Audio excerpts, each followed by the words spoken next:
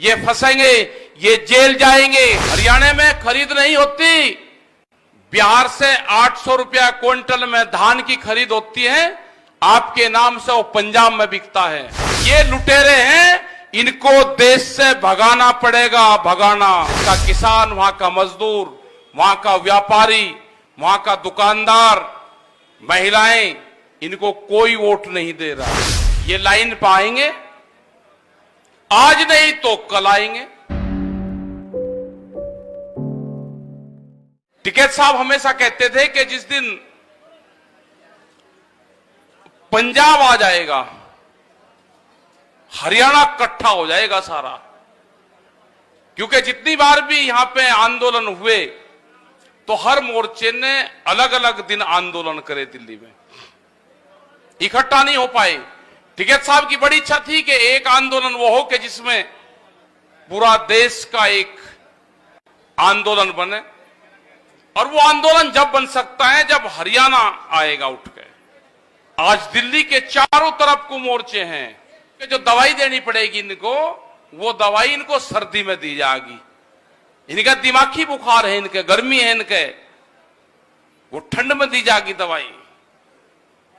आएंगे, ये लाइन पे आएंगे, आज नहीं तो कल आएंगे, आना जरूर पड़ेगा। क्योंकि वो ड्रॉप है ना, ड्रॉप, ये दूसरों को पिला रहे हैं ना, भी इनको भी पीनी पड़ेगी, देने पड़ेंगे। 2-3 ड्रॉप देने पड़ेगी अभी इनको, और 3 ड्रॉप में इनको आराम मिलेगा बहुत। एक पंजाब ने तो दे दी अभी से ही, उसको तो मानकर चलो कि उससे आराम मिलेगा इनको। कोई कैंडिडेट नहीं पाएगा पर्चा भरने वाला पंजाब में, कैंडिडेट नहीं पाना इनके पास में। उत्तराखंड, उत्तर प्रदेश में भी यही हाल होगा। गांव के लोग तलाश कर रहे हैं इनकी, गांव के वे कह रहे भाई आ तो जाओ।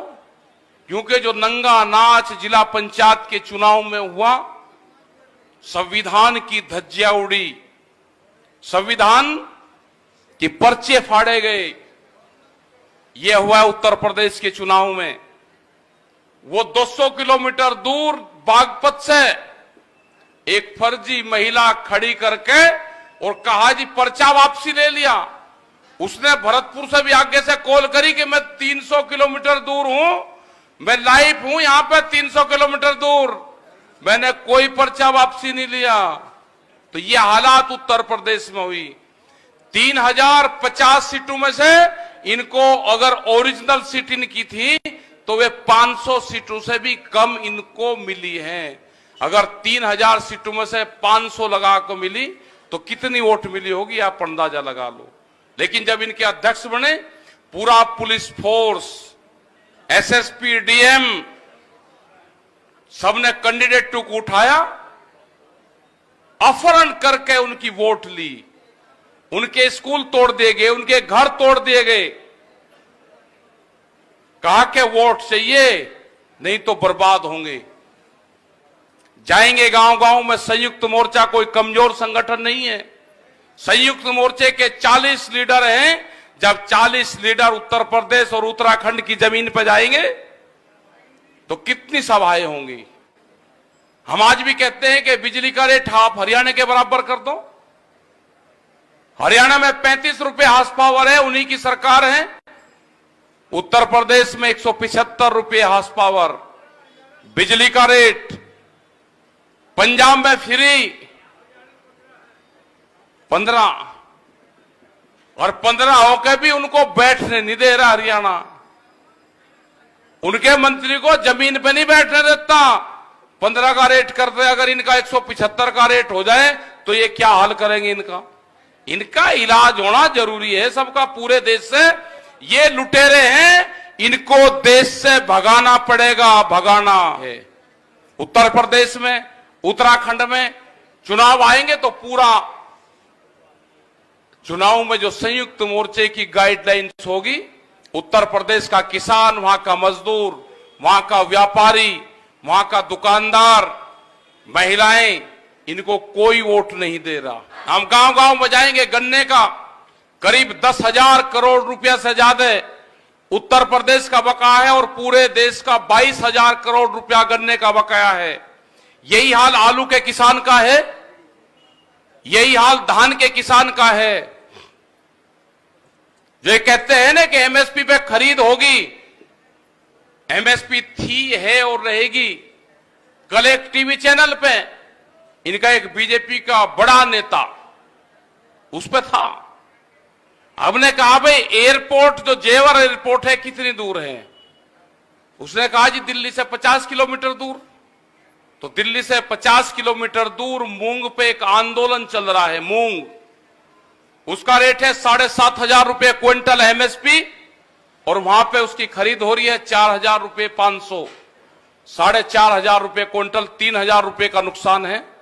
हमने कहा भाई दिल्ली कहां पे बिकेगा वो बता दो हमें जरा, हम उसको दिल्ली ले आते हैं। 50 किलोमीटर दूर तो ट्रैक्टर चला कर आ जाएगा, उसकी जगह बता दो। गायब हो गया, वहां से बोला नहीं। तो यही हाल धान का है। जो ये कहते हैं ना कि पंजाब में सारी खरीद होती है, हरियाणा में खरीद होती है। हरियाणा में खरीद नहीं होती। बिहार से 800 रुपया क्विंटल में धान की खरीद होती है, आपके नाम से वो पंजाब में बिकता है, एमएसपी पे बिकता है। जो व्यापारी हैं, जो बड़े व्यापारी हैं, वे उसको खरीद के जाते हैं वहां पे। सब साठगांठ है इनकी।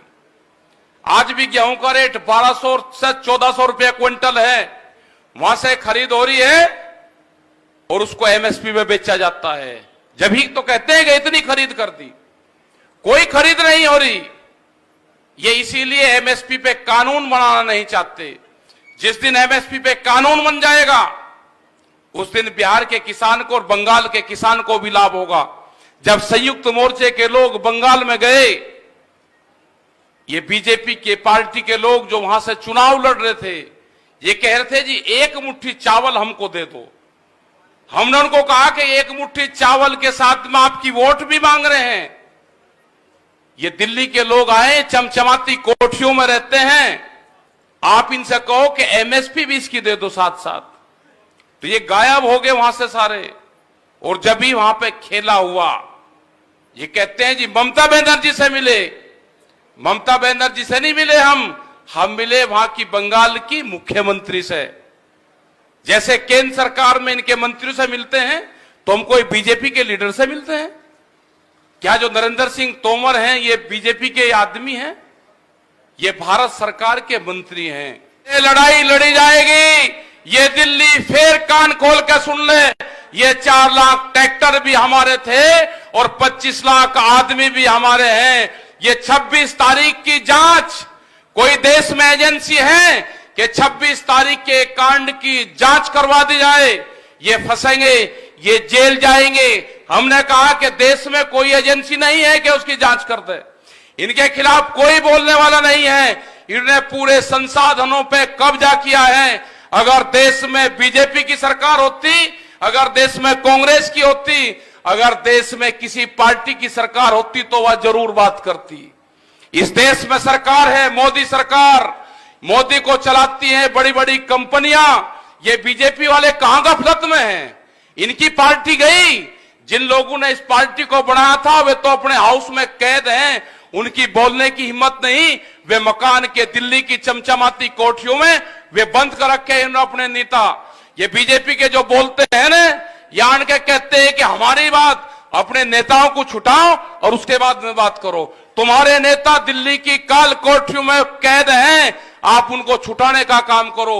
अडानी ने जिसने पार्टी बनाई उसको राष्ट्रपति बनना था, कह लेगा अच्छा ये बुढ़ा राष्ट्रपति बनेगा, एक मुकदमा लगा दिया, घर में कैद कर दिया, बोलने की हिम्मत नहीं है। जो अपने नेताओं को कैद कर सकता है वो किसानों को भी कैद करेगा। ये देख कर रहना, इनसे बच कर रहना। जो निखर वाले थे ना, इनको पैंट मिली है, अब इनका प्रमोशन हुआ है, तलाश उनकी करना है। जो विचारधारा इनकी गांवों में चली गई, ये बहुत खतरनाक लोग हैं। सब संसाधनों पे कब्जा होगा, इन लुटेरों को भगाना पड़ेगा। ये देश का आखिरी लुटेरों का बादशाह साबित होगा। ये जाएगा, यहां से भागेगा। ये इसको पकड़ना पड़ेगा, इसकी पूंछड़ पाड़ के जब इसको गुजरात भेजना पड़ेगा। ऐसे नहीं भेजना लांडा करके भेजेंगे, वैसे नहीं भेजना। खबरों में बने रहने के लिए फोरम 4 को सब्सक्राइब करें और नोटिफिकेशन पाने के लिए बेल आइकन दबाएं।